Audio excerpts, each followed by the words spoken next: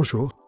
Dans ce tutoriel, nous allons voir comment ajouter du texte dans un enregistrement Flashback Pro. Il y a deux façons d'ajouter du texte. Une façon est de choisir Texte dans le menu d'insertion, qui ouvrira une boîte de texte générique comme celle-ci où je peux écrire mon message.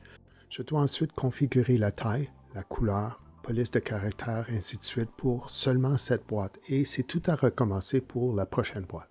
L'autre façon est d'aller dans l'onglet des annotations dans le menu de gauche où j'ai des boîtes de texte déjà configurées que je peux simplement glisser et y ajouter mon texte. Si vous ne voyez pas l'onglet des annotations, ouvrir le menu déroulant dans View, choisissez Side Panel, Annotations et Afficher les annotations. Elles sont maintenant ici. Avant de glisser une boîte de texte pour la première fois, je vais regarder les réglages préétablis en double-cliquant sur un modèle pour voir si j'aurai des changements à apporter.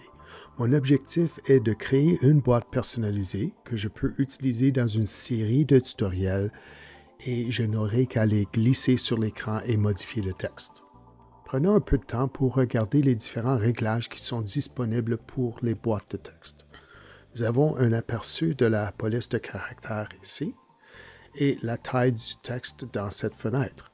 Pour les tutoriels, je vous recommanderais une taille minimum de 24 points.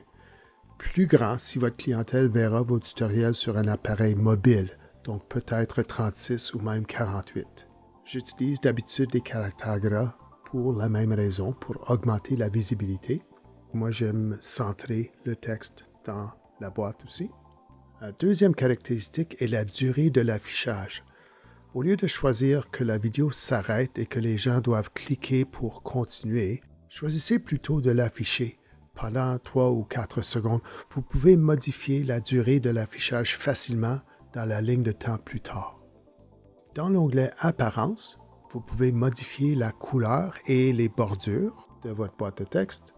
Dans l'onglet Position, vous pouvez modifier la taille de la boîte.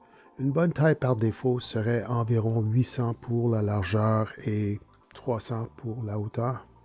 Dans l'onglet Transition, vous pouvez décider si la boîte de texte apparaîtra soudainement ou graduellement en fondu. Je choisis d'habitude un fondu d'environ une demi-seconde. Je peux maintenant cliquer sur OK pour sauvegarder mes changements. Et la prochaine fois que j'aurai besoin d'une boîte de texte, je peux la glisser comme ceci, avec toutes les caractéristiques que j'ai déjà choisies, et je n'aurai qu'à double-cliquer et modifier le texte, sans devoir m'occuper des autres réglages. La boîte de texte que nous avons configurée ressemble à ceci, et sans retourner dans la fenêtre des propriétés, je peux la déplacer, modifier sa taille en glissant les coins. Je peux aussi déplacer la boîte dans la ligne de temps.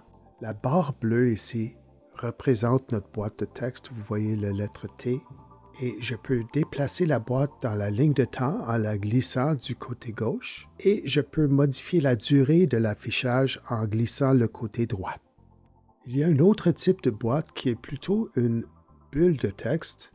Et en plus de pouvoir faire les mêmes réglages pour la taille, la couleur, etc., nous pouvons aussi cibler un endroit sur l'écran en glissant ici.